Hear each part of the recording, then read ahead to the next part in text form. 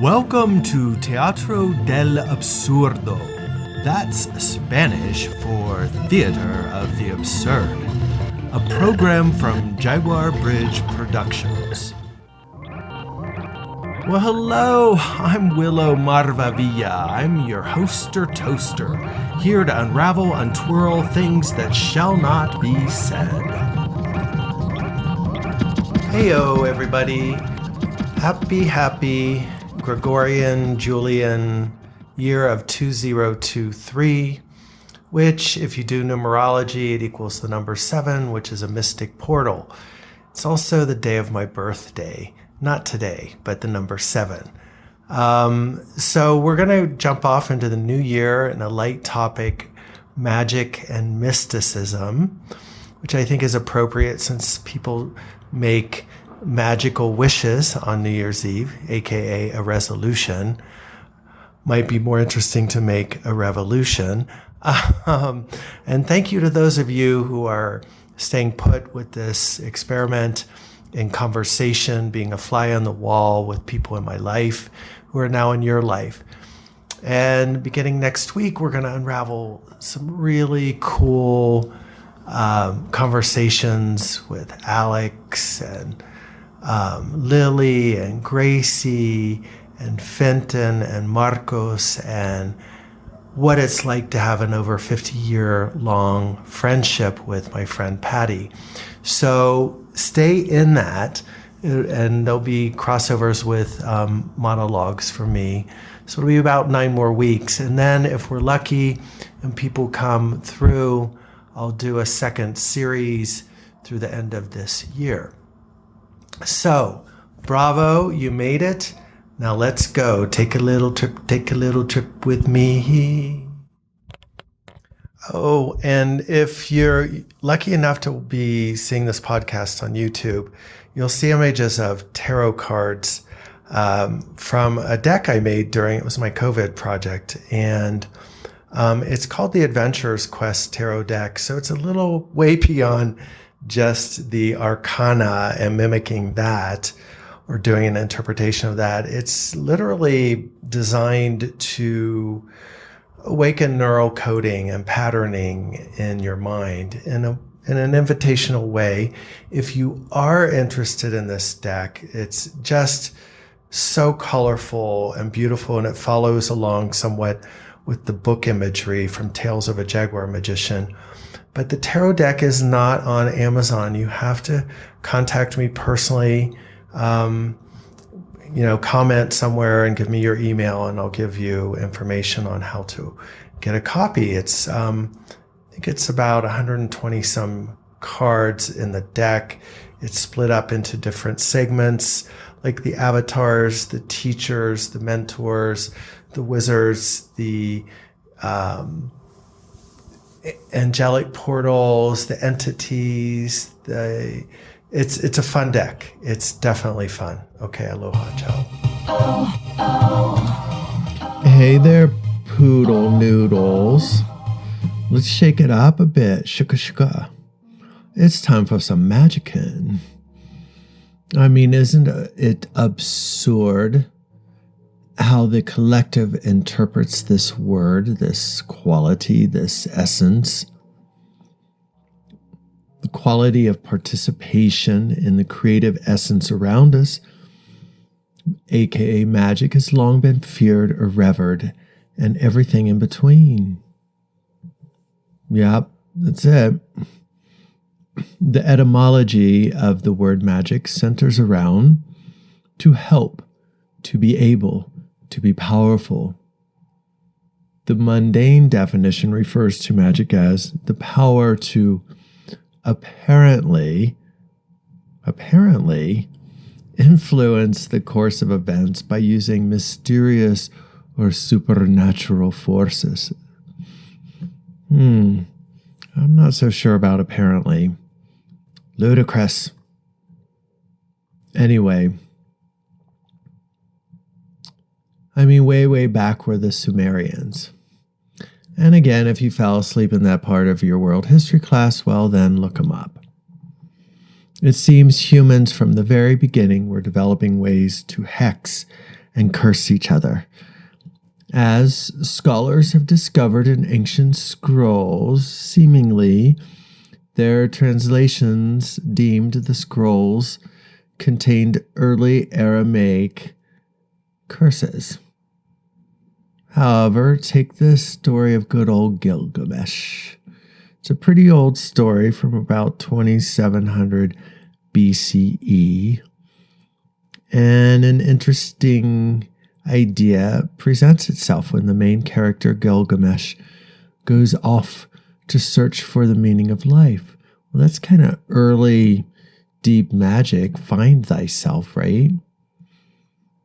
That could be pretty scary and strict church mythos and considered magic if you try to actually question life and find out your own personal magical mystery tour. These stories come from millennia ago, refer to lots of things that seem overtly magical, like summoning a bull from heaven. Okay. I think maybe the interpretation of magic from the arcane to the present seems so trivial when it's explained through the lens of the mundane. I mean, anything could be magic, right? You could get super existential and interpret the opening of a rose as magical. If we put water on it, we could be deemed a magician because the rose then grows, right? To the ancients, everything we have in our daily lives right now would seem hella to be at crazy levels of magic. If we lived during the era of the witch trials, most of us would be burnt at the stake or stoned to death for how we are now. Magical thinking beings. And, clarification here, I'm not referring to stoned to death here as in smoking a bunch of cannabis dabs. Bitch, please. Anyway, it seems that at certain points in the current version of human herstory, people wanted to participate in what was going on around them. Some of it may have come from desperation, like summoning rains and invoking certain rituals or creating a physical device to magnetize an event. But was there something more? I mean, as the stories as revealed from Greco-Roman or ancient Egypt, they seem to be full of magical rites. On the Egyptian side, it said that magic was invoked for healing and protection. Now, that's not malicious at all. What looks to be a hierarchical relevance to creative magical themes. And by this, I mean it was just often only deemed magic was done by kings and queens and priests, etc. I like this part. Yes, please, bitch. Leave it to us queens to do the magicking. The average layperson was considered too ignorant or not capable. You idiot. You can't do any magic. Well, that's not useful. And it's absurd to say anyone is incapable of creating based upon focused will. In any case, here's something else adapted from Egyptian magic. That it was a way to acquire knowledge of one's surroundings, the hidden parts of them. Now we're talking. And this effort would allow one to gain control, perhaps. Ooh, power dom. Mordor. All this is to achieve one's desires. Again, it goes back to suffering, desire, control, manipulation. And as the story goes, religions became more organized. And under the influence of the state, magic became a threat. If it was done by ordinary people, no, it must only be done by me. I am the leader. And magic should never be revealed to the people as in secret societies. They should never know of the power innate within themselves, Oh, wow. Nina, Mississippi, goddamn. And I must discuss here that the web's interpretations of magic is honestly a hot mess. It goes all over the map. It's like, well, we don't really know. Given that this may be a two-parter podcast, I don't want to confuse you nor create a cesspool of misinformation. I just want to expose the absurd, right? Bam! In some of the circles I passed through, I've seen dangerous displays of magical ignorance, some of it being downright dangerous. One of these means is through hexing. Remember, words have power.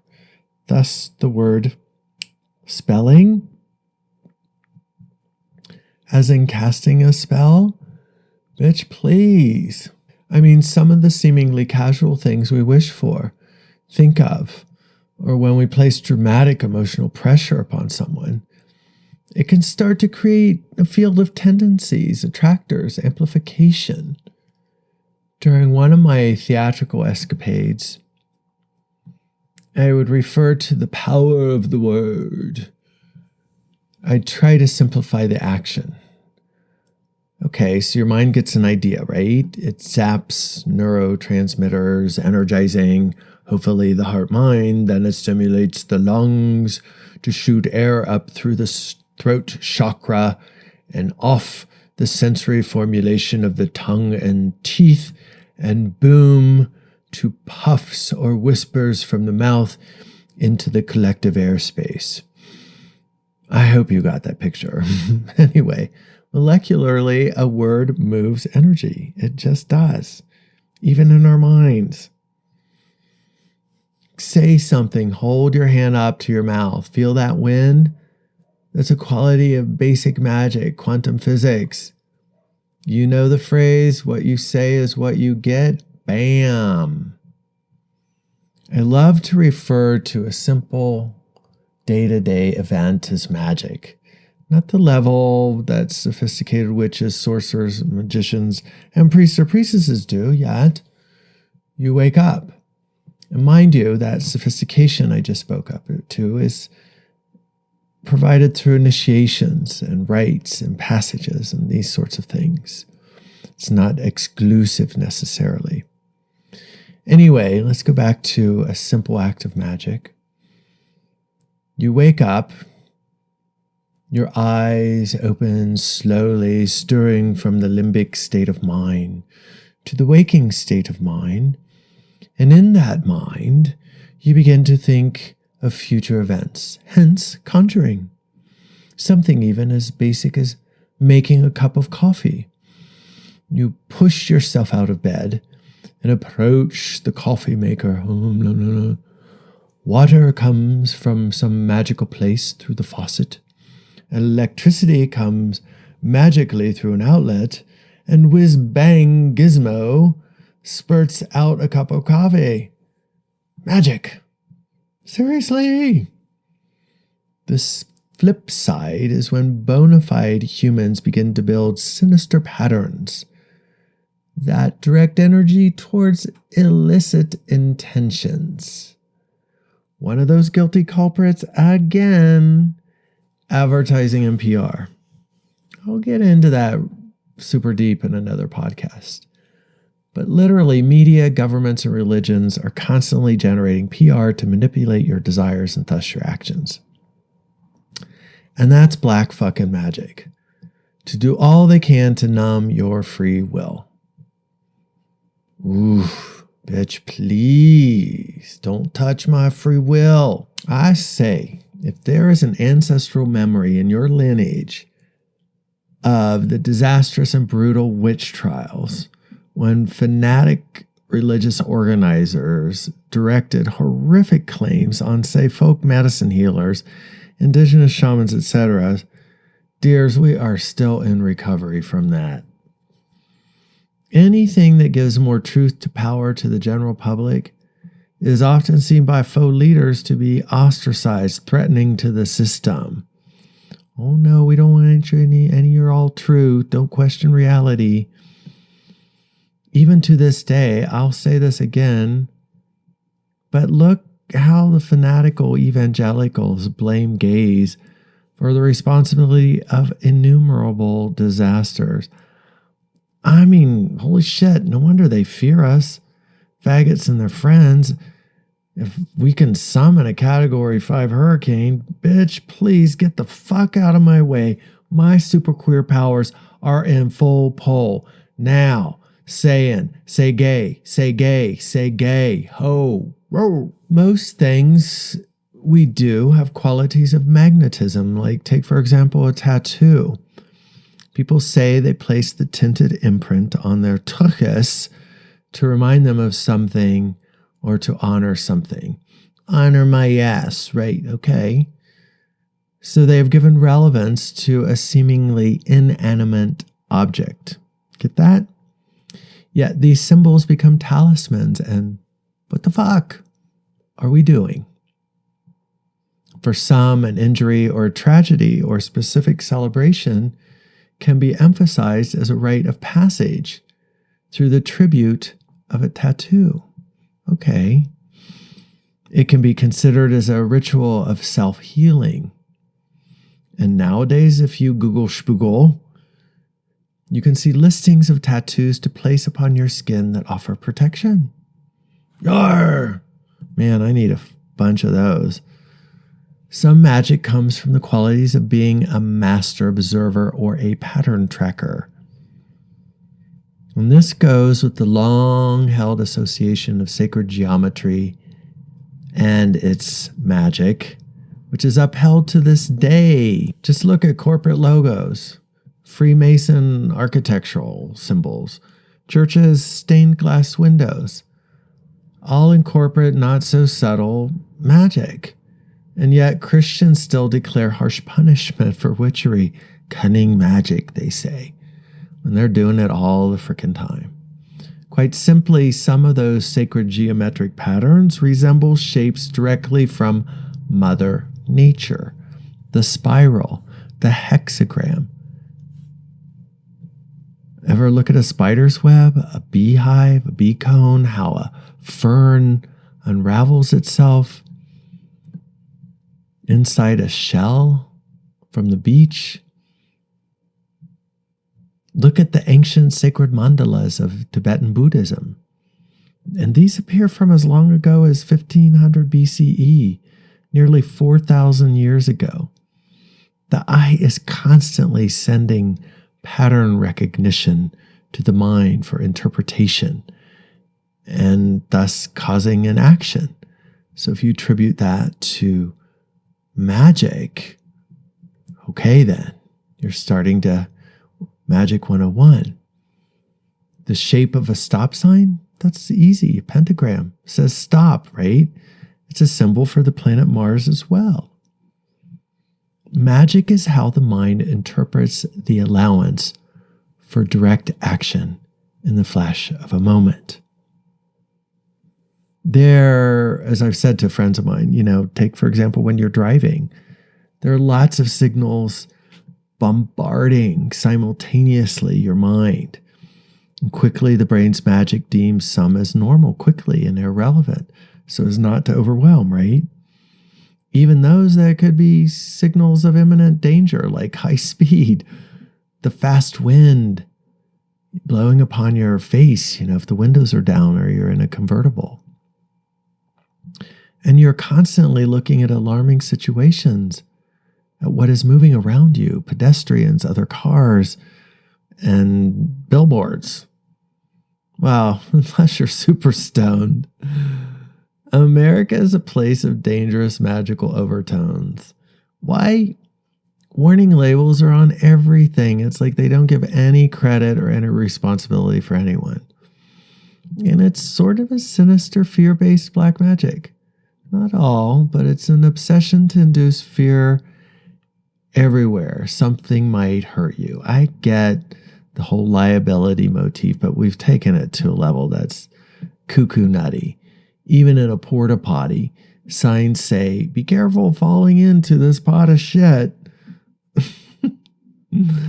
Nina, Mississippi, goddamn. And what's ridiculous is that magic has become farcical, as in non-existent, or something suggested only by Hollywood's weird, mesmerizing special effects. Now, there's another topic I'll get into somewhere along this line about Hollywood does do magic on the collective consciousness. But what I'm referring to here is the nuanced energy of special effects. Anyway, I digress. So magic is around us all the time. So what can we do to participate actively and wisely? Okay, here's some stuff. Number 1, wonder. Just walk around. Add this word to your sentences. I wonder if, and then see what happens. You open the possibilities for co-creation, as opposed to, I've never ever, I'll try. Substitute that to, I wonder when I'll fill in the blank. I wonder how I'll fill in the blank. Number 2, be open. And, right, just be open. This could be a subcategory to wonder, yet open is a way, again, to allow. Number 3, connect.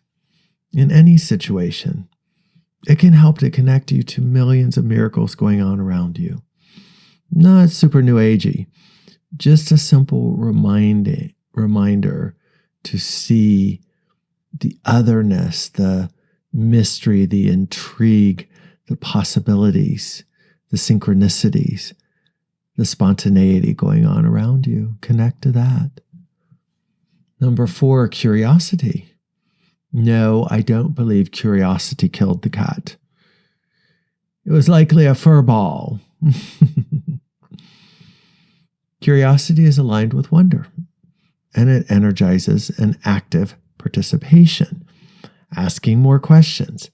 How does a tree stay in one place? What is water? Who made this shoe I'm wearing? It begins to create a field of empathy and affinity. Number 5, giving. What you give, you receive. Amen. Hallelujah. Generosity is an attractor to be sure. Kind of like that gratitude we talked about before. Number 6, stay in the mystery. I mean the big, unexplained, undefinable, way out there kind of big fucking mystery. I mean, when I need a super hit, I love to just walk outside at night, look up at the sky, see all those stars, if you're in a place that can see stars. And I just think, wow. Just wow. What do I think I know? Number 7, wish upon a star? Maybe, why not? We live in a universe of subtle energies. Who's to say if you shout into the starry night, some angelic being won't hear you from a distant galaxy or parallel universe and send you a shiver of goosebumps. And the next day, a mysterious check arrives in the mail. I've actually had this happen a few times. Stay present to the subtle energies. It's again, wishing upon a star, subtle energies. The universal woo is always sending us clues. Number 9, play. Wow, that's serious magic. For God's sakes, don't forget to play. It's said in some circles that the alpha wolf in a pack is one who initiates play the best or the most. Whether true or not, don't people gravitate to the life of the party? Imagine when you are playing that things become more magnetized toward you. I think it's like a letting go of attachment in those moments. Number 10, you are your own change master. Bam, hallelujah, yes, please, all of the above. Yeah, so take risks. Not necessarily super dangerous, stupid risks, but maybe say yes a little bit more. Stir up your comfort zone. And you know what? Things kick in. It's like the universe sighs and says, wow, they finally jumped into living life. So, bippity boppity boop, Shazaaammm, Hocus Pocus, abracadabra, shim shalabim, itza bitza wobbly woo. You are the magic you seek at all times.